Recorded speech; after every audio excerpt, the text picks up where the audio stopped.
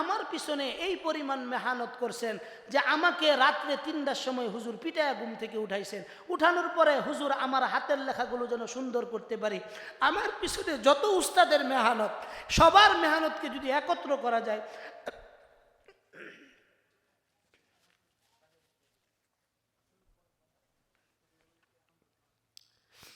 সব উস্তাদের মেহনতকে যদি একত্রিত করা যায়, আর দক্ষিণ খান মাদ্রাসার যিনি সিনিয়র মুহাদ্দিস ছিলেন হাফেজ মাওলানা শরীফুল ইসলাম সাহেব, উনার মেহনতকে একত্র করলে কারো মেহনতের সাথে কারো মেহনতের মিলবে না।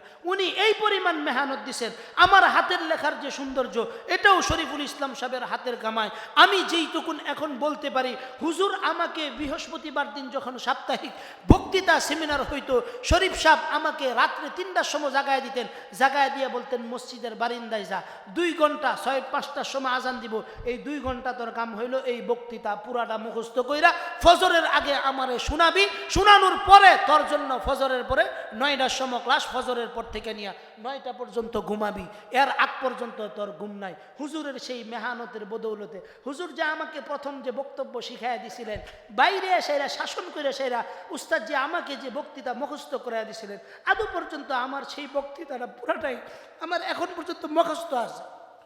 শাসন করার পরেও দেখেছি উস্তাদজি এই দক্ষিণ খান মাদ্রাসার মাওলানা শরীফুল ইসলাম রহমতুল্লাহি আলাই, তিনি একদিন আমাকে অত্যাধিক শাসন করছেন। শাসন করার পর আমার এখানে একটু ফাইটা রক্ত বের হয়েছিল, এখানেও একদম ফুইলা রক্ত বের হয়েছিল। উস্তাদজিকে আমি যখন রাত্রে বেলা ঘুমানোর আগে, হুজুর একবার আমরা সবাই ঘুমাইছি কিনা একটু ভালো করে একটা নজর দিতেন। নজর দেওয়ার পরে, গরমের রাত্রি ছিল, কালো মানুষ ছিলাম, তারপরেও যখন 1-2 ফোঁটা রক্ত বের হয়ে গেছে, আমি দেখছি হুজুর মিল্লাত বাম এনে আমার শরীরের মধ্যে লাগায় দিছেন। লাগায় দেওয়ার আধা ঘন্টা পরে আমি খেয়াল করলাম উস্তাদজি কি করেন। উস্তাদজির ঘরে গিয়ে দেখলাম উস্তাদজি তাহাজ্জুদের নামাজ পড়ে আমাদের জন্য গুনগুনিয়ে দোয়া করতেছেন, আল্লাহ এদের সাথে আমার কোনো শত্রুতা নাই, এদের সাথে আমার কোনো দুশ্মনী নাই, তোমার পক্ষ থেকে আমানত এদেরকে যেন ইলম শিক্ষা দিতে পারি, এই কারণে আমি শাসন করছি। আমি তো তোমাকে রাজি খুশি করার জন্যই শাসন করছি, আমি তো তোমাকে রাজি খুশি করার জন্যই শাসন করছি মাওলা। এদের জবান, এদের জেহান যাকাওয়াত তুমি বাড়ায় দাও। আল্লাহর কসম করে বলছি, হুজুরের ওই দোয়া শোনার পর থেকে এই পর্যন্ত আমি তো অত বড় আলেম না, অত বড় ডিগ্রিদারি না, অল্প স্বল্প জানা মানুষ, তারপরেও আলহামদুলিল্লাহ হুজুরের দোয়ার বরকতের কারণে যেখানেই বলতেছি বলাইতেছেন আল্লাহ তাআলা ভরপুর জবানের ভিতরে আল্লাহ বারাকা দিতেছেন। সাথে বলেন রব্বানা লাকাল হামদ হামদান কাসীরান طيبا مباركا فيه يا ربي لك الحمد كما ينبغي لجلال وجهك وعظيم سلطانك। আলহামদুলিল্লাহ, আমরা মহান রবের শিখানো ভাষায় শুকরিয়া আদায় করলাম, বলেন আলহামদুলিল্লাহ। দুনিয়ার ভিতরে কত মানুষকে আল্লাহ কত নেয়ামত দেয়, সবাই কি নেয়ামতের শুকরিয়া আদায় করতে পারে? সবাই কি নেয়ামতের শুকরিয়া আদায় করতে পারে? আল্লাহ তাআলা আমাদেরকে নেয়ামতের শুকরিয়া আদায় করার তৌফিক দান করেছেন। এজন্য আরেকবার উচ্চ আওয়াজে পড়ি আলহামদুলিল্লাহ। আজকে কি বার? শুক্রবার, বরকতপূর্ণ একটা বার, ঠিক কিনা? কোন জায়গায় আমরা বসছি? মাদ্রাসার ভিতরে। এটা কার ঘর? আল্লাহর রাসূলের ঘর। কার ঘর? আল্লাহ এবং তার রাসূলের ঘর। এইখানে কি যেন তেন ব্যক্তিরা বসতে পারে? আল্লাহ যাদেরকে কবুল করেন তারাই এখানে বসতে পারে। কথা ঠিক কি ঠিক না? এজন্য কোরআনে কারীমে আল্লাহ তাআলা বলেন লা ইন শাকারতুম লা আযীদান্নাকুম ওয়া লা ইন কাফারতুম ইন্না আযাবি লাশাদীদ। আল্লাহু আকবার। আল্লাহ তাআলা আমাদেরকে বলতেছেন যে তোমাদেরকে আমি যে নেয়ামতগুলা দেই এগুলোর শুকরিয়া আদায় করবা। এখানে যে আল্লাহ বসার তৌফিক দিছেন, এইটা কি অন্যান্যদেরকে এই সুযোগ আছে? অনেককেই আল্লাহ ইচ্ছা থাকা সত্ত্বেও, সুযোগ থাকা সত্ত্বেও সুযোগ দিচ্ছেন না। কি জন্য? কারণ আল্লাহ তাআলা তাকে হেদায়েতের পথে পরিচালিত করতেছেন না। অনেককে যায় দেখো, এই যে আমাদের জব্বারের মোড়ে নাটক হইতেছে, এই নাটকের ভিতরে অনেকেই যায় ওখানে গান বাজনা শোনার জন্য সিরিয়াল লাগছে, কিন্তু এখানে যে কোরআনের বাগান, রাসূলের বাগান, যেখানে উম্মতের উলামায়ে কেরাম আসবে, কোরআনে কারীমের তেলাওয়াত হবে, সূরা ফাতিহার তেলাওয়াত হবে, শুরু থেকে নিয়ে শেষ পর্যন্ত কোরআনের বরকতপূর্ণ মজলিস, যেই মজলিসে আল্লাহ তাআলার পয়গম্বর বলেন হাফাতহুমুল মালাইকা ওয়া গাশিয়াতহুমুর রাহমা ওয়া নাযালাত আলাইহিমুস সাকিনা। আসমানের ফেরেশতারা চতুর্দিক থেকে, হাফাতহুমুল মালাইকা, তারা কাতারে কাতারে বন্দী হয়ে আমাদের চতুর্দিক দিয়ে এই আয়োজনটাকে ঘিরে রাখছে। জোরে বলেন সুবহানাল্লাহ। শুধু কি তাই? ওয়া গাশিয়াতহুমুর রাহমা, রহমতের মালিকের পক্ষ থেকে এই অনুষ্ঠানের উপর রহমত নাজিল হইতেছে। ওয়া নাযালাত আলাইহিমুস সাকিনা, রবের পক্ষ থেকে দ্বীন শিক্ষার এই মজলিসগুলোর উপর সকিনা নাজিল হইতেছে। এই যে আয়োজনগুলো, এই আয়োজন দেখতে অনেক ছোট, কথা ঠিক কিনা? দেখতে অনেক ছোট, কিন্তু এই আয়োজনগুলোর মর্যাদা কতটুকুন? এই আয়োজনগুলোর মর্যাদা হলো এই রকম যে এই আয়োজনগুলো আল্লাহ তাআলা এমনভাবে কবুল করেন যে আসমান পর্যন্ত, আরশে আজিম পর্যন্ত একজনের উপর ভর করে আরেকজন ফেরেশতা এইভাবে একের উপর আরেকজন ভর করে একদম আরশে আজিম পর্যন্ত আল্লাহর কাছে গিয়ে পৌঁছেছে। কোন পর্যন্ত? আল্লাহর কাছে গিয়ে পৌঁছেছেন। তো আল্লাহ তাআলা ফেরেশতাদের এই মজমুআ দেখে জিজ্ঞাসা করেন যে তোমরা এখানে কি জন্য আসছো? তোমরা এখানে কি জন্য আসছো? তো আল্লাহর রহমতের ফেরেশতারা বলে, আল্লাহ, দুনিয়ার ভিতরে তোমার বান্দারা কোরআন শিক্ষার মজলিসে একতাবদ্ধ হয়ে বৈশা গেছে। এই যে তারা এই মজলিসে বৈশা তোমার গুণকীর্তন করতেছে, তোমার রাসূলের উপর দুরূদ পড়তেছে, তোমার কোরআনে কারীম তেলাওয়াত করতেছে, তোমার কাছে মাফ চাইতেছে। আল্লাহ কো, তারা যে আমার কাছে মাফ চাইতেছে, তারা কি আমারে দেখছে? তারা কি আমারে দেখছে? ফেরেশতারা বলে, না, দেখে নাই। তো কি জন্য তারা আমার কাছে মাফ চাইতেছে? আমাকে দেখে নাই, আমার আযাব দেখে নাই, আমার গজব দেখে নাই, কিচ্ছু দেখে নাই। ফেরেশতারা বলে, আল্লাহ, আপনার কোরআন থেকে, আপনার রাসূলের হাদিস থেকে তারা দিন জানছে, ওই অনুযায়ী আমল করছে, এবং তারা এইটা জানছে যে আপনার কাছে মাফ চাইলে আপনি তাদেরকে মাফ করে দিবেন। এই কারণে আপনার কাছে তারা ক্ষমা চাইতেছে। চিল্লায় বলেন সুবহানাল্লাহ। আল্লাহ ডাক দিয়ে বলে, ফেরেশতারা, মজমুআ ফেরেশতা, তোমরা সাক্ষী থাকো, আমি রবের পক্ষ থেকে আমার বান্দাদেরকে আমি মাফ করে দিলাম। ঘোষণা কার? আল্লাহর ঘোষণা। আল্লাহ তাআলা বলেন, আমার কোন বান্দা যদি আমার কাছে ক্ষমা প্রার্থনা করে, আমার কাছে মাফ চায়, দুনিয়ার ভিতরে আপনি অনেক জনের কাছে অনেক কিছু চাইলেন, কিন্তু যখন যা প্রয়োজন কুদরতের মালিক রবের কাছে আপনি চাইতে পারলেন না। দুনিয়ার মানুষের কাছে আপনি হাত পাতলেন, কিন্তু আল্লাহর কাছে আপনি হাত পাতলেন না। আপনার মতো ভিক্ষুক আল্লাহর জমিনে আর কেউ নাই। চাইতে হলে কার কাছে যাইতে হবে? আরো জোরে বলতে হবে, কার কাছে যাইতে হবে?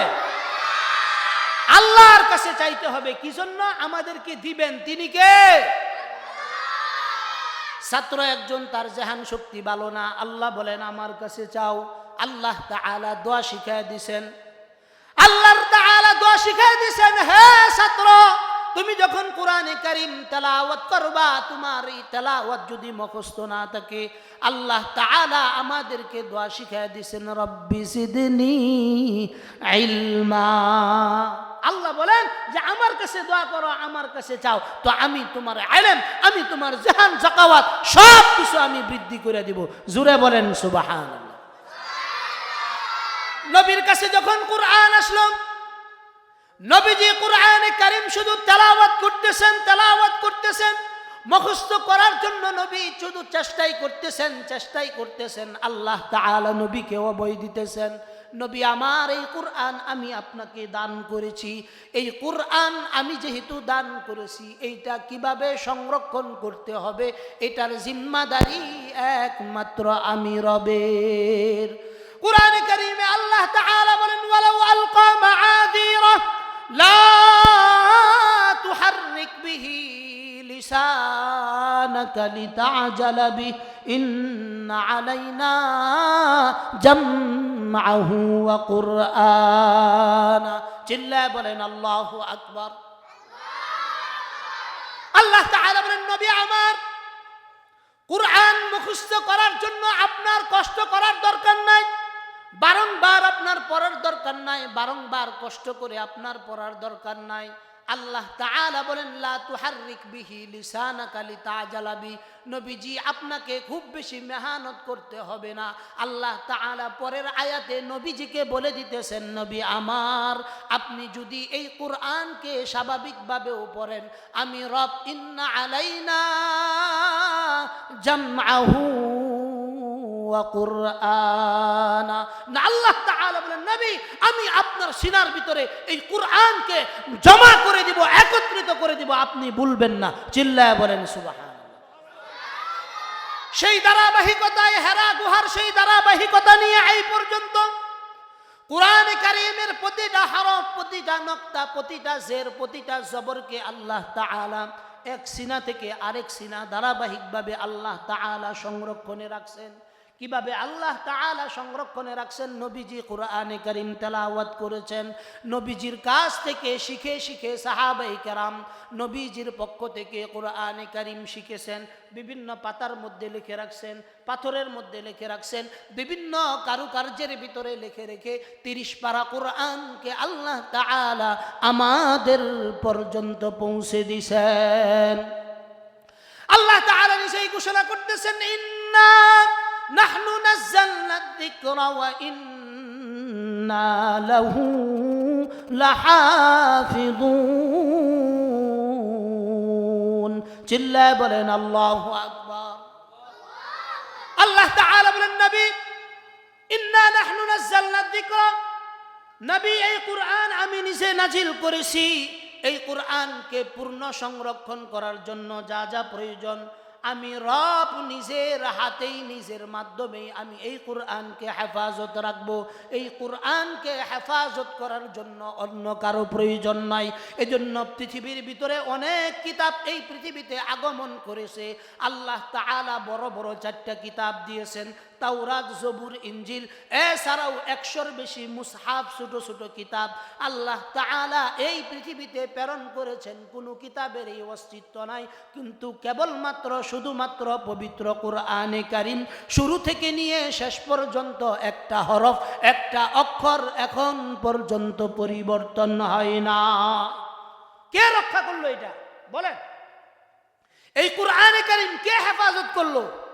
আল্লাহ তাআলা হেফাজত করতেছে।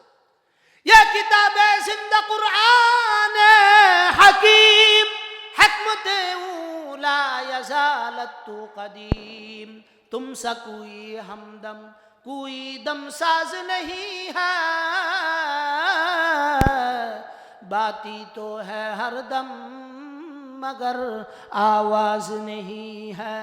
আল্লাহ তাআলার সঙ্গে কেউ যদি গোপনে প্রকাশ্যে কথা বলতে চায়, সে যেন বেশি বেশি কুরআনে কারীমের তেলাওয়াত করে, সে যেন বেশি বেশি কি করে? কুরআনে কারীমের তেলাওয়াত করে। এই মাদ্রাসার মধ্যে সবচেয়ে বেশি কোন জিনিস তেলাওয়াত হয় বলেন? সবাই বলেন, কে কি বেশি তেলাওয়াত হয়? হাদিস শরীফে আছে, রাসূল বলেন, যেই এলাকার ভিতরে প্রতিদিন সর্ব অবস্থায় কুরআনে কারীমের তেলাওয়াত হয়, তালেবুল ইলমরা যেই এলাকার ভিতরে রাস্তার মধ্যে হাইটা যায়, আল্লাহর রাসূলের পক্ষ থেকে ঘোষণা আসছে, তালেবে ইলম যেই রাস্তা দিয়ে আসে আর যেই রাস্তা দিয়া যায়, ওই রাস্তা দিয়া আল্লাহর কুদরতের ফেরেশতারা রহমতের সামিয়ানা, রহমতের চাদর বিছায়া দেয়। এই চাদর কি আমরা কোনোদিন দেখছি? সবাই বলেন, দেখছি কোনোদিন? এই যে দেখছি না, যে তাই বললে কি বিশ্বাস করলে কবিরা গুনাহ হইব? কেডা কেডা বিশ্বাস করেন যে হ্যাঁ, ছাত্ররা হাঁটলে আল্লাহ তাআলা রহমতের পর বিছায় দেয়? কে কে বিশ্বাস করেন? মাশাআল্লাহ, হাত নামান। আচ্ছা, কোনসা হনি, আমাদের রুহু আসল না বডি আসল? সবাই বলেন। রুহু জীবনে দেখছি, কথা কই না কেন? বডি দেখা যায়, রুহু দেখা যায়। যেইটা দেখা যায় না এটাই বিশ্বাস করা যায়, আর যেইটা দেখা যায় এটার উপরে বিশ্বাস করার কোনো ভিত্তিই নাই। কথা বুঝেন না? এখন আমি যে বাচ্চা আছি এটা কেমনে বুঝে?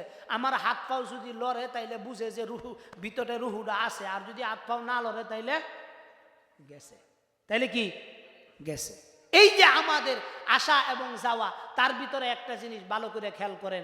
আল্লাহর নবী বলছেন, যখন একজন তালেবে ইলম রাস্তা দিয়ে হাইটা যায়, তোরা তার রাস্তা দিয়ে হাইটা যাওয়ার সাথে সাথে আল্লাহর কুদরতের ফেরেশতারা, রহমতের নূর, রহমতের চর, রহমতের চাঁদ, আল্লাহ তাআলা রহমতের সামিয়ানা তার জন্য তার কদমের নিচে বিছায়া দেয়। কি জন্য?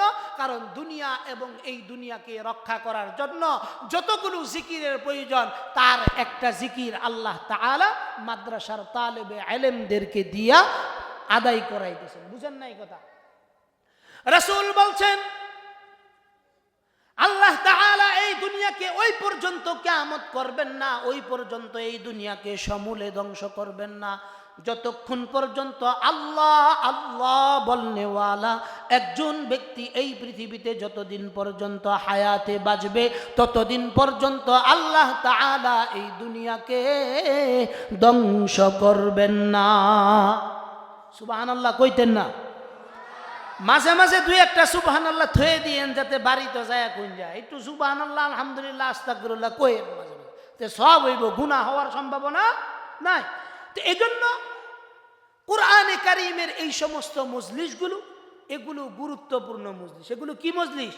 গুরুত্বপূর্ণ মজলিস। আল্লাহ তাআলা এই দুনিয়াকে ধ্বংস করে দিবেন শুধুমাত্র কেবলমাত্র যতক্ষণ পর্যন্ত একজন ব্যক্তি আল্লাহ বলার মতো পশ্চিম থেকে পূর্ব, উত্তর থেকে দক্ষিণ মেরু একজন ব্যক্তি যতক্ষণ পর্যন্ত থাকবে যে একবার আল্লাহ বলবে, একবার সুবহানাল্লাহ বলবে, একবার আল্লাহর তাসবিহ পড়বে, আল্লাহ তাআলা এই দুনিয়াকে ধ্বংস করবেন না। তার মানে এই দুনিয়াগুলো এখনো প্রতিষ্ঠিত আছে এই মাদ্রাসার ছাত্রদের কারণে। কথা ঠিক কি ঠিক না বলেন? আল্লাহ তাআলা যদি এই দুনিয়াকে মশার একটা দানা পরিমাণ গুরুত্ব দিতেন, পৃথিবীর ভিতরে কোনো ব্যক্তি ন্যূনতম ছোট্ট একটা গুনাহ করতে পারতো না। আল্লাহ তাআলা এই দুনিয়াকে কোনো গুরুত্বই দেন না, গুরুত্বই দেন না। যদি আল্লাহর পক্ষ থেকে এই দুনিয়ার কোনো গুরুত্ব থাকতো, কোনো মুশরিক, কোনো নাপাক মানুষ আল্লাহর জমিনে এক সেকেন্ডও বেঁচে থাকতে পারতো না। আল্লাহর কাছে এই দুনিয়ার কোনো মূল্য নাই, কিন্তু মূল্য কোন পর্যন্ত? যখন কোনো বান্দা আল্লাহ বলে, আল্লাহ এই জমিনের উপর গজব দেন না, তাহলে বোঝা গেল আমাদের এই দেশটা টিকে আছে, এই মানচিত্রটা টিকে আছে আমাদের এই সমস্ত তালেবে ইলমদের কোরআন তেলাওয়াতের কারণে। কথা ঠিক কি ঠিক না বলেন? মর্যাদা অনেক বেশি। আল্লাহ তাআলা পবিত্র কোরআনে কারীমে নবীদেরকে দায়িত্ব দিয়েছেন। কোরআনে কারীমে আল্লাহ তাআলা বলেন, হুয়াল্লাযী বা'আসা ফিল উম্মিয়িনা রাসূলাম মিনহুম ইয়াতলু আলাইহিম আয়াতিহি ওয়া ইউযাক্কিহিম ওয়া ইউআল্লিমুহুমুল কিতাবা ওয়াল হিকমাতা ওয়া ইউযাক্কিহিম ইন্নাকা আনতাল আজিজুল হাকীম। চিল্লায়া বলেন আল্লাহু আকবার। আল্লাহ তাআলা নবীদেরকে দায়িত্ব দিয়েছেন, নবী আপনাকে আমি দায়িত্ব দিছি, হুয়াল্লাযী বা'আসা ফিল উম্মিয়িনা রাসূলা। প্রত্যেক নবীদেরকে আল্লাহর পক্ষ থেকে দায়িত্ব দেওয়া হয়েছে, হে নবী আপনাকে আমার পক্ষ থেকে দায়িত্ব দেওয়া আছে যে আপনি আমার বান্দাদেরকে কোরআনে কারীমের তেলাওয়াত করে শোনাবেন। নবীদের দায়িত্ব কি? উম্মতের সামনে আল্লাহর কিতাব থেকে তেলাওয়াত করে শোনানো। এটা কার দায়িত্ব বলেন?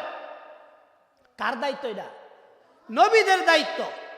নবী নাই, আল্লাহ তাআলা বলেন নবী যখন না থাকবে, আল্লাহর পক্ষ থেকে উম্মতের উলামায়ে কেরামের উপর দায়িত্ব। হুয়াল্লাযী বা'আসা ফিল উম্মিয়িনা রাসূলাম মিনহুম ইয়াতলু আলাইহিম আয়াতি, আল্লাহ পাকের আয়াতগুলো উম্মতের সামনে তেলাওয়াত করে শোনানো, এটা আলেমদের দায়িত্ব, আমাদের দায়িত্ব। ওয়া ইউযাক্কিহিম ওয়া ইউআল্লিমুহুমুল কিতাব, কিতাবের শিক্ষা দেওয়া এবং মানুষদের নফসকে ইসলাহের করার জন্য ওয়াজ নসিহত করা। অনেক মানুষ মনে করে ওয়াজ নসিহত এটার প্রয়োজনীয়তা কি? ওয়াজ নসিহত এটা আমরা নিজেরা বানাইছি তা না। ওয়াজ নসিহত আল্লাহর রাসূলের পক্ষ থেকে আল্লাহ তাআলা নির্দেশ দিয়েছেন, নবী আপনি নিজে ওয়াজ করেন। এটা আমি বানায়া বলতেছি মনে করতেছেন না? কোরআনে কারীমে আল্লাহ তাআলা বলেন, ওয়াযাক্কির ফাইন্নায যিকরা তানফাউল মুমিনিন। আল্লাহ তাআলা বলেন, নবী আমার আপনি আপনার উম্মতদেরকে ওয়াজ নসিহত করতে থাকেন। সেই নির্দেশনার আলোকেই আল্লাহ তাআলা নবীজিকে নির্দেশ দিয়েছেন, নবী আপনি আপনার নিকটস্থ যেই সমস্ত আত্মীয় স্বজন আসে তাদেরকে আপনি দাওয়াত দেন। কুরআনে কারীমে আল্লাহ তাআলার পক্ষ থেকে নির্দেশ, নবী আমার, আপনি আপনার চাচা, আপনার আত্মীয় স্বজন, আপনার বন্ধু বান্ধবদেরকে দাওয়াত দেন। আল্লাহ তাআলা বলেন ওয়ানদির আশিরাতাকাল আকরাবিন। আল্লাহর পক্ষ থেকে নবীকে নির্দেশ দেওয়া হয়েছে আপনার নিকটস্থ যেই সমস্ত আত্মীয় স্বজন আছে আপনি দয়া করে তাদের সবাইকে দ্বীনের দাওয়াত দেন। নবীকে আল্লাহ তাআলা দায়িত্ব দিয়েছেন ওয়ানদির আশিরাতাকাল আকরাবিন। নবী, আমি আপনাকে দায়িত্ব দিতেছি, আপনি আল্লাহর পক্ষ থেকে, আমার পক্ষ থেকে আপনার আত্মীয় স্বজনদেরকে দাওয়াত দেন। তো নবী দাওয়াত দিয়েছেন, কি বলছেন? ইয়া আইয়ুহান নাস কুলু লা ইলাহা ইল্লাল্লাহ তুফলিহুন। নবীজি মক্কার সকল অধিবাসীদেরকে ডাকলেন, ইয়া আইয়ুহান নাস। নবীজি সবাইকে বলছেন, হে মানুষ সকল, তাআল, তোমরা আসো। আসার পরে যখন একটা মাঠের ভিতরে সবাই একত্রিত হইল, নবীজি সাফা পাহাড়ের উপরে উঠলেন। কোথায় উঠছেন? সাফা পাহাড়ের উপর উঠছেন। উইটা সাইরা নবীজি ঘোষণা দিয়েছেন, ইয়া আইয়ুহান নাস, ইয়া আইয়ুহান নাস ইত্তাকুল্লাহ। আল্লাহর রাসূল মানুষদেরকে ডাকছেন। ডাকার পরে আল্লাহর রাসূল বলছেন, হে মানুষ সকল, আল্লাহ তাআলাকে ভয় করো। কুলু লা ইলাহা ইল্লাল্লাহু তুফলিহুন। নবীজিকে আল্লাহ তাআলা নির্দেশ দেওয়ার পর নবীজি সকল আত্মীয় স্বজনদেরকে একত্রিত করে নবীজি যখন আয়াতে কারিমা পাঠ করলেন, সঙ্গে একটা কথা বললেন, ইয়া আইয়ুহান নাস, হে মানুষ সকল, কুলু লা ইলাহা ইল্লাল্লাহু তুফলিহুন। আল্লাহ তাআলার পক্ষ থেকে নবীজি জানায়া দিলেন, হে মানুষ সকল, তোমরা পড়ে নাও লা ইলাহা ইল্লাল্লাহ তুফলিহুন, তোমরা সফল কাম হয়ে যাইবা। ওই রাসূলের চাচা, আত্মীয় স্বজন সবাই ওই মজলিসে ছিল, সবাই ওই মজলিসে ছিল। কিন্তু একজন ব্যক্তি, আল্লাহ রাসূল যখন ওয়াজ করছিলেন, তো ওয়াজের শুরু দিয়ে একজন ব্যক্তি বলছিল, মুহাম্মদ, তুমি কি আমাদেরকে এই কথা বলার জন্য একত্রিত করছো? বুঝেন নাই কথা? আল্লাহ রাসূল যখন বলে ইয়া আইয়ুহান নাস কুলু লা ইলাহা ইল্লাল্লাহ তুফলিহুন, রাসূল যখন বললেন যে তোমরা আমার সঙ্গে পড়ে নাও লা ইলাহা ইল্লাল্লাহ, তো তোমরা সফল কাম হয়ে যাইবা। আবু লাহাব ওই দিক দিয়া তেরে এসে আল্লাহ রাসূলের সামনে দাঁড়িয়ে বলছিলেন, মুহাম্মদ, তাব্বাল্লাকা আলি হাযা জামাআতানা, তুমি ধ্বংস হয়ে যাও, তোমার দুই হাত ধ্বংস হয়ে যাও, তোমার সব কিছু ধ্বংস হয়ে যাও। এই কারণেই তুমি আমাদেরকে একত্রিত করছো। এই যে ওয়াজ করার জন্য আদেশটা কে করছিলেন? আল্লাহ তাআলা করছিলেন। কাকে করছিলেন? নবীকে করছিলেন। কাদেরকে করার জন্য? নিকটস্থ আত্মীয় স্বজনদেরকে করার জন্য। তার মানে আমরা যে ওয়াজ নসিহতগুলা করি, এগুলো এমনিই করি না, এগুলো আল্লাহর পক্ষ থেকে নির্দেশ। কথা ঠিক কি ঠিক না বলেন?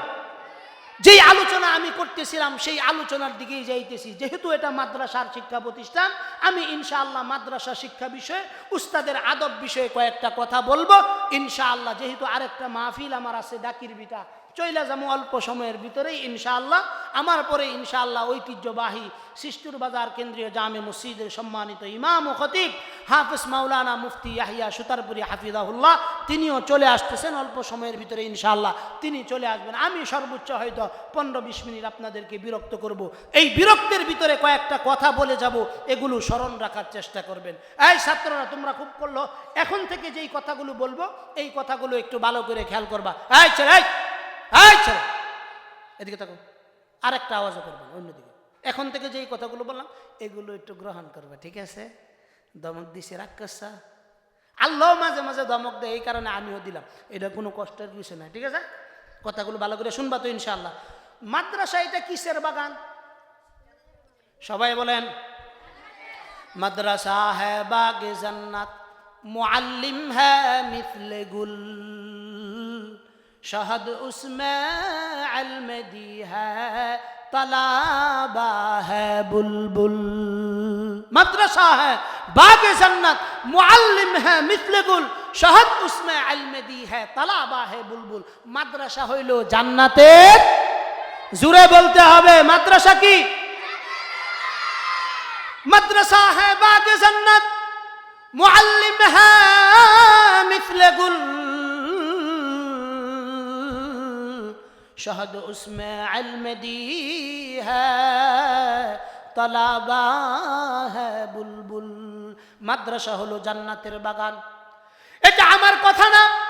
একজন ছাত্র যতক্ষণ পর্যন্ত মাদ্রাসার এরিয়ার ভিতরে থাকে ততক্ষণ পর্যন্ত সে জান্নাতের মধ্যে থাকে। জান্নাতের মধ্যে যতক্ষণ পর্যন্ত থাকে, কবি খুব সুন্দর করে বলেন, মাদ্রাসা হ্যায় বাগে জান্নাত, মুআল্লিম হ্যায় মিথলে গুল। মুআল্লিম হলো এই প্রতিষ্ঠানের, মুআল্লিম হলো এই প্রতিষ্ঠানের মধু। ফলের ভিতরে যে মধু থাকে, এই মধুগুলো আহরণ করার একমাত্র মাধ্যম হলো শিক্ষক। শহদ উসমে ইলমে দি হ্যায় তালাবা হ্যায় বুলবুল। তালাবায়ে কেরাম যারা আছে, তালেবে ইলম যারা আছে, তারা উস্তাদের কাছ থেকে ইলম নিবে, মানে মধু আহরণ করবে। যতদিন পর্যন্ত উস্তাদ এবং ছাত্রের ভিতরে সম্পর্ক গভীর থাকবে, ততক্ষণ পর্যন্ত এক ইলম এক সিনা থেকে আরেক সিনা পর্যন্ত যাবে। বেয়াদবের কিসমতে কখনো ইলম যায় না। স্কুল কলেজ মাদ্রাসা সারা অন্যান্য যতগুলো প্রতিষ্ঠান আছে, আপনি উস্তাদের সঙ্গে বেয়াদবি করলেও, মাদ্রাসার ভিতরে শিক্ষকদের সাথে, অন্যান্য শিক্ষা প্রতিষ্ঠানের ভিতরে উস্তাদের সাথে বেয়াদবি করলেও আপনার ওই শিক্ষা প্রতিষ্ঠানে আপনার আশ্রয় আছে। কিন্তু মাদ্রাসা এমন একটা প্রতিষ্ঠান, এই প্রতিষ্ঠানের সঙ্গে যদি কোনো উস্তাদের সঙ্গে যদি কোনো ছাত্র ন্যূনতম পরিমাণ বেয়াদবি করে, আর যাই হোক, তার কিসমতে ইলম জুটবে না। কথা ঠিক কি ঠিক না বলেন? এজন্য কবি বলেন, শহদ উসমে ইলমে দি হ্যায় তালাবা হ্যায় বুলবুল। কবি খুব সুন্দর করে বলেন, একজন ছাত্রের জন্য তার উস্তাদ হলো জান্নাতের বাগানের ভিতরে সবচেয়ে মালিক যিনি তিনি হলো উস্তাদ। এই উস্তাদের কাছ থেকে যদি তুমি মধু আহরণ করতে চাও, যেই পদ্ধতিতে তোমাকে উস্তাদের সাথে সুসম্পর্ক রাখা চাই, ওইটুকুন সম্পর্ক যদি তুমি রাখতে না পারো, এতটুকুন নিশ্চিত থাকো তুমি অনেক বালক ছাত্র হইতে পারবা, কিন্তু উপকারী ইলম আল্লাহ তোমার কিসমতে লিখবে না। আমরা জীবনে বহু ছাত্র দেখেছি, বহু তালেবে ইলম দেখেছি, অনেক ব্রেনি ছিল, 5 পৃষ্ঠা 8 পৃষ্ঠা 10 পৃষ্ঠা সবক দিছে, এত লম্বা সবক দিছে, সব সময় আমুক্তা সাতসবক সঠিকভাবে দিছে, কিন্তু শেষ সময়ে এসে উস্তাদের সঙ্গে একটু বেয়াদবি করছে, তার জীবন ধ্বংস হয়ে গেছে, আর কোনোদিন টুপি পাঞ্জাবি সে পরতে পারে না। এজন্য উস্তাদের সাথে যার যত গভীর সম্পর্ক হবে, ইলমের দরওয়াজা তার জন্য তত বেশি খুলে যাবে। কথা ঠিক কি ঠিক না বলেন?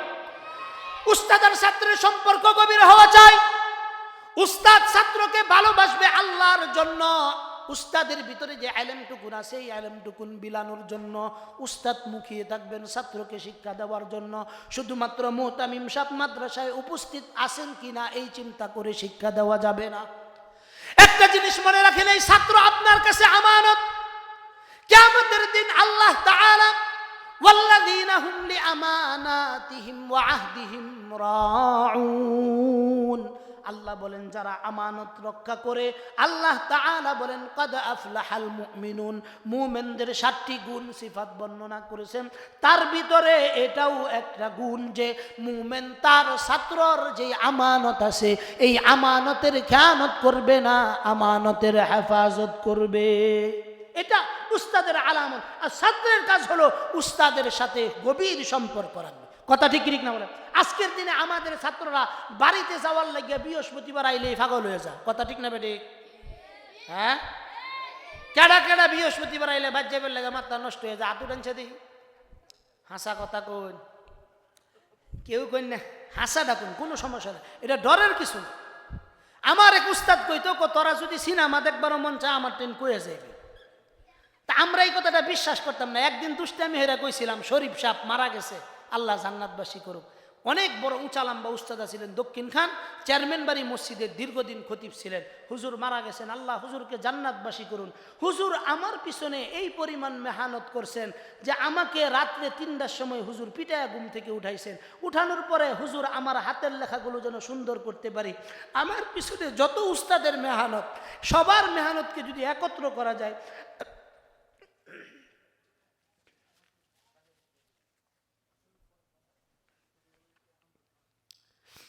সব উস্তাদের মেহনতকে যদি একত্রিত করা যায়, আর দক্ষিণ খান মাদ্রাসার যিনি সিনিয়র মুহাদ্দিস ছিলেন হাফেজ মাওলানা শরীফুল ইসলাম সাহেব, উনার মেহনতকে একত্র করলে কারো মেহনতের সাথে কারো মেহনতের মিলবে না। উনি এই পরিমাণ মেহনত দিছেন, আমার হাতের লেখার যে সৌন্দর্য এটাও শরীফুল ইসলাম সাহেবের হাতের কামায়।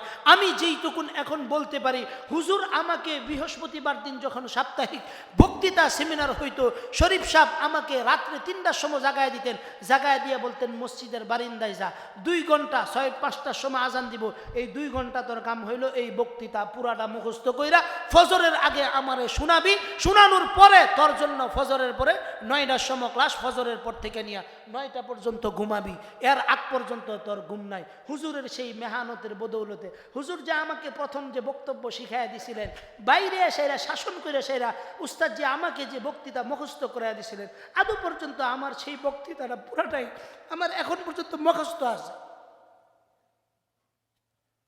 হুজুর কত 8-10 দিন আগে মারা গেছে। আফসোসের বিষয় হলো হুজুরের জানাজাতে আমরা উপস্থিত হইতে পারি না, খবর পাইছি আরো 3 দিন পরে। আমি খবর পাইছি আরো 3 দিন পরে, অথচ উস্তাদজি এই পরিমাণ মেহনত আমার পিছনে করছেন। আল্লাহু আকবার। হুজুর আমাকে যে বক্তৃতা লিখে দিয়েছেন, মেধা বিকাশের অনন্য পাঠশালা ঐতিহ্যবাহী দক্ষিণ খান দারুল উলুম মাদ্রাসা কর্তৃক আয়োজিত সাপ্তাহিক সেমিনারের এই সব কিছু এখন পর্যন্ত আমি 3 মিনিটে এই বক্তৃতা এখন পর্যন্ত আমার মুখস্থ আছে। অথচ শিখছিলাম কোন সালে? 99 সনে বক্তৃতা শিখছিলাম। কোন সনে? 99 সালে শিখছিলাম। আজকে প্রায় 25 বছর 26 বছর হয়ে গেছে, এখন পর্যন্ত উস্তাদের সেই বয়ানটা এখন পর্যন্ত আমার কলবের ভিতরে আছে।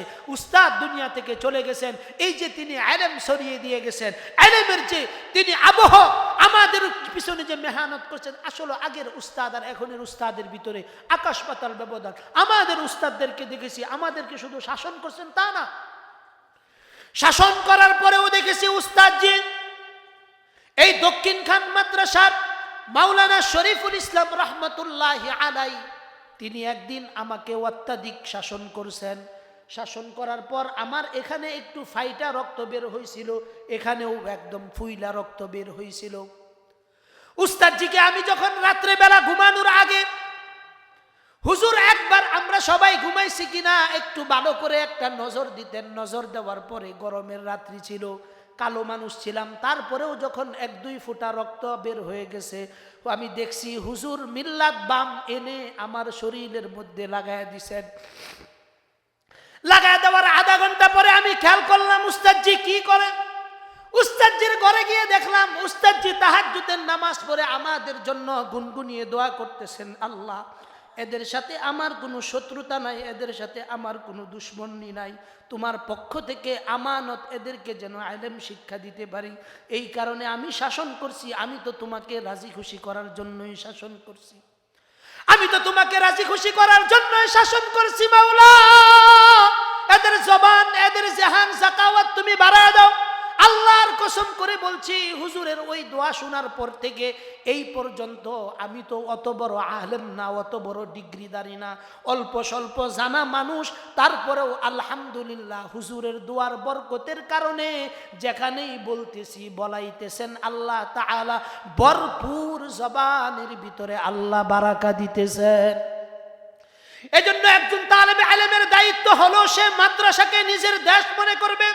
घर बारी एगुलो खाली बल्ली, वतन से हम क्या करेंगे, मदरसा है वतन अपना, मरेंगे हम किताबों पर, वरक होना कफन अपना। वतन से हम क्या करेंगे, মাদ্রাসা है वतन अपना। মাদ্রাসার সাথে এমন গভীর সম্পর্ক স্থাপন করতে হবে যে এই মাদ্রাসাই আমার ঘর, এই মাদ্রাসাই আমার বাড়ি, এই মাদ্রাসাই আমার সবকিছু। এই রকম চিন্তা যেই তালেবে ইলমের ভিতরে আসবে, এই তালেবে ইলম ইলম অর্জন করবে, তাকে ইলমের পথ থেকে কেউ সরাইতে পারবে না, ইলমের পথ থেকে কেউ সরাইতে পারবে না। পারবো তো ইনশাআল্লাহ। ইলম এইটা যেন তেন জিনিস না, নাপাক জায়গায় কখনো ইলম থাকে না। আপনি চিন্তা করেন, আপনার সিনাটাকে যদি আপনি গুনাহ থেকে মুক্ত না করতে পারেন, আপনার এই সিনার ভিতরে ইলম থাকবে না। কোরআনের জ্ঞান, কোরআনের ইলম এটা পবিত্রতম জিনিস, এটা যেন তেন ব্যক্তির সিনার ভিতরে আসে না।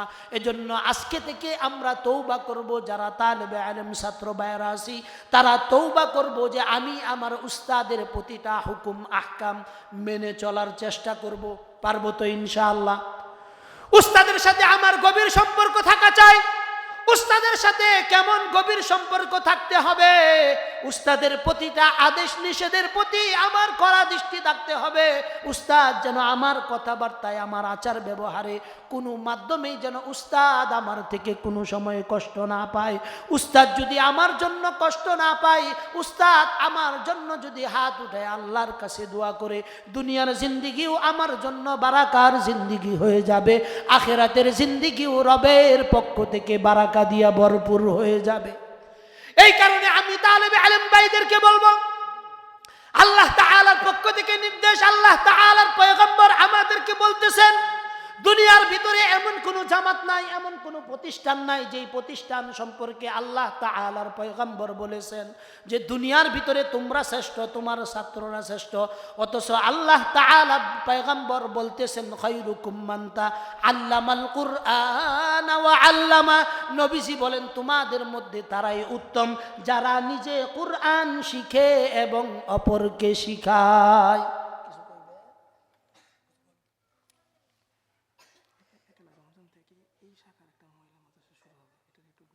ইনশাআল্লাহ ইনশাআল্লাহ জি, সমস্যা নাই, এটা তারা বলা। আমি আর কয় মিনিট কইতাম বলতে থাকতাম? আচ্ছা ঠিক আছে, আর মাত্র 5-10 মিনিট ইনশাআল্লাহ, 10 মিনিট সর্বোচ্চ ইনশাআল্লাহ। আমি 7টা বিষয়ে ইনশাআল্লাহ নেমে যাব। আরো কয়েকটা জরুরি কথা বলতেছি, ছাত্র ভাইরা তোমরা এই কথাগুলো একটু গুরুত্বের সহিত গ্রহণ করবা ইনশাআল্লাহ। পারবা তো ইনশাআল্লাহ? ছাত্র এবং উস্তাদের সম্পর্ক হওয়া চাই, এটা মুহাব্বতের সম্পর্ক, দ্বীনের সম্পর্ক। দুনিয়ার ভিতরে সকল সম্পর্কগুলোর ভিতরে পাওনা দাওনা আছে, কিন্তু উস্তাদ এবং ছাত্রের যে সম্পর্ক, এই সম্পর্কের একমাত্র পাওনা দাওনা হলো আল্লাহর পক্ষ থেকে জান্নাত পাওয়া যাবে, আর কিছু না। কথা ঠিক কি ঠিক না বলেন? রাসূলুল্লাহ সাল্লাল্লাহু আলাইহি ওয়াসাল্লাম বলেন খায়রুকুম মান তাআল্লামাল কুরআন ওয়া আল্লামা। রাসূল বলেন তোমাদের মধ্যে সর্বোত্তম ওই ব্যক্তি যিনি নিজে কুরআন মাজিদ শিক্ষা করে এবং অপরকে শিক্ষা দেয়। এই মাদ্রাসার ভিতরে উস্তাদরা নিজে আগে কুরআনে কারীম শিক্ষা করছেন, বর্তমানে তোমাদেরকে উস্তাদরা কুরআন শিক্ষা দিছেন। কথা ঠিক কি ঠিক না বলেন? তাইলে আল্লাহ রাসূলের ভাষায় উত্তম কারা হইল? ছাত্র এবং উস্তাদ উভয়ই উত্তম। উত্তম কার পক্ষ থেকে? আল্লাহর রাসূলের পক্ষ থেকে। কি জন্য উত্তম বানানো হইল? কারণ এইখানে কুরআনে কারীমের তেলাওয়াত করা হয়।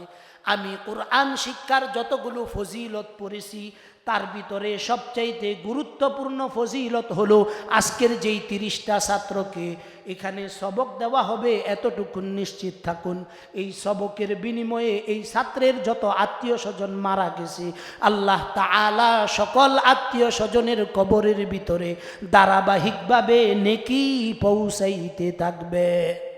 ধারাবাহিকভাবে নেকি পৌঁছার একমাত্র আজকের এই সবক অনুষ্ঠান। দুনিয়ার ভিতরে অনেক প্রতিষ্ঠান আছে, অনেক প্রতিষ্ঠান হবে, কিন্তু এতটুকু নিশ্চিত থাকুন নবীর বাগানে কুরআন সবকের অনুষ্ঠান এটা হাজার হাজার অনুষ্ঠানের চাইতেও আরো বেশি। কথা ঠিক কি ঠিক না বলেন? এজন্য এই প্রতিষ্ঠানগুলোর ভিতরে যত যা কিছু হাজত আছে গার্জিয়ানদেরকে বলবো এই সমস্ত মজলিসে যদি 2-4-5 হাজার টাকা দেওয়ার প্রয়োজন হয় সর্বাগ্রে নিজের পকেটের টাকা খরচ করার চেষ্টা করা। পারবেন তো ইনশাআল্লাহ? সামনে রমজান আসতেছে, এই রমজানের ভিতরে ইফতারের জন্য বিভিন্ন গার্ডিয়ানরা ব্যবস্থা করা এবং তারা স্ব-উদ্যোগী হয়ে যে আমি হুজুর আমুক দিন ইফতারি দিব, আমি হুজুর মাদ্রাসার এই কাজের জন্য কি লাগে এইটা দিব। এতটুকু নিশ্চিত থাকেন চায়া নেওয়া আর নিজের খুশি মতো দেওয়া দুইটা কি এক জিনিস গো? কথা বলেন।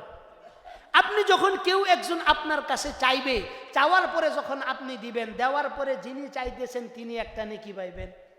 সত্য না মিথ্যা? আর যদি আপনি নিজের থেকে বলেন এখানে আর কেউ সুযোগ নাই, আল্লাহ তাআলা আপনাকে ভরপুর দিবেন। আর এতটুকু নিশ্চিত থাকেন আপনি যখন নবীর ঘর সাজানোর জন্য আপনার অর্থকড়িগুলো আপনি ব্যয় করবেন, তো আপনার ঘর যে আখিরাতে সাজাইতেছেন কে? জোরে বলেন না, কে সাজাবে? তালেবে আলেমরা যখন মাদ্রাসার ভিতরে থাইকা পড়বে, প্রতিটা ছাত্র প্রতিদিন সকালবেলা ফজরের আগেই দেখবেন 3টা-4টার সময় কনকনে শীতের ভিতরে ঘুম থেকে উঠে যায়, উস্তাদরা উঠে যায়। এবং আমি যতটুকুন জানি জামিয়া ইসলামিয়া তাহজিবুল উম্মাহ মাদুরবিটা মাদ্রাসায় প্রতিদিন তাহাজ্জুদের আমল হয়। কথা ঠিক না বেঠিক? প্রতিদিন যে তাহাজ্জুদের আমল হয়, এই তাহাজ্জুদের আমলের ভিতরে বাচ্চারা সম্মিলিতভাবে আপনার জন্য দোয়া করে, গার্ডিয়ানদের জন্য দোয়া করে, মা বাবার জন্য দোয়া করে, এলাকার ভিতরে যত আত্মীয় স্বজন মারা গেছে সকলের জন্য দোয়া করে। এই যে তাদের দোয়াটা মাসুম বাচ্চাদের দোয়া, এত মূল্যবান দোয়া, এই দোয়া আল্লাহ তাআলা ফিরাইয়া দেন না। কোন সময়? যেই সময় আল্লাহ তাআলা প্রথম আসমানে আসেন। প্রতিদিন রাত্রে যখন গভীর হয়, দুনিয়ার সকল এমপি মন্ত্রীদের দরজাগুলো যখন বন্ধ হয়ে যায়, দুনিয়ার কোনো মানুষের দরজা যখন বন্ধ হয়ে যায়, অফিস আদালতগুলো বন্ধ হয়ে যায়, রাত্রি 12টার পর থেকে আসমানের মধ্যে, প্রথম আসমানের মধ্যে কুদরতের মালিক আয়েশা ডাকতে থাকে, আলা মিন মুস্তাগফিরিন ফাগফির আলা, আলা মিন মুস্তারজিকিন ফারজুকালা, আলা কাযা আলা কাযা হাত্তা ইয়াতলাউল ফজর। সকালবেলা যখন আমাদের এই তালেবে ইলমরা হাত উঠায়, আল্লাহ গো আমাদেরকে তুমি মাফ করে দাও, জাহান শক্তি বাড়ায় দাও, আমাদের আব্বা আম্মাকে মাফ করে দাও, রিজিকের অভাব অনটন দূর করে দাও, এই মাদ্রাসাকে তুমি কবুল আর মঞ্জুর করে নাও। আল্লাহ বলেন, নাআম ইয়া বান্দা, আমি হাজির, আমি তো তোমাদেরকে ডাকতেছি যে তুমি আমাদেরকে ডাকো। আল্লাহ বলেন, তোমরা যে আমার ডাকে সাড়া দিছ, আল্লাহ তাআলা বলেন তোমাদের জীবনের সকল গুনাহ খাতাগুলি মাফ করে দিলাম। চিল্লায় বলেন সুবহানাল্লাহ। নাবালেগ বয়সের আগে একজন তালেবে ইলম যেই নামাজগুলো পড়ে, এই নামাজগুলোর মূল্য অনেক বেশি। আমাদের এই সমস্ত যেই বাচ্চাগুলো আছে, একটা বাচ্চাও বালেগ হয় নাই, এদের কোনো আমল নামা গুনাহের কোনো হিসাব খাতা এখনো খুলে নাই, কিন্তু প্রতিদিন 5 ওয়াক্ত নামাজ পড়তেছে, মাগরিবের পরে সূরা ওয়াকিআর তেলাওয়াত করতেছে, ফজরের পরে সূরা ইয়াসিনের তেলাওয়াত হইতেছে, ইস্তেগানা, পাঞ্জেগানা ইত্যাদি দোয়াগুলো এই মাদ্রাসার ভিতরে হইতেছে। এই সব কিছুর সাথে যদি আপনি একজন গার্ডিয়ান হয়ে জড়িত থাকতে পারেন, এতটুকু নিশ্চিত থাকুন, এই বাচ্চা যদি 10টা নেকি পায়, আপনিও তার সাথে সহযোগী হওয়ার জন্য আপনিও সমপরিমাণ নেকি আল্লাহ তাআলা আমল নামায় লিখে দিবে। এজন্য শুরু দিয়ে যে কথা বলতেছিলাম, ছাত্র এবং উস্তাদ এই উভয়ের সম্পর্কের ভিতরে আল্লাহকে রাজি খুশি করার সম্পর্ক হওয়া চাই। পারবো তো ইনশাআল্লাহ? যদি আমরা এই সম্পর্কগুলো এইভাবে করতে পারি, উস্তাদ ছাত্রের এই মেহনতগুলো আল্লাহ তাআলা কবুল করে নেবেন।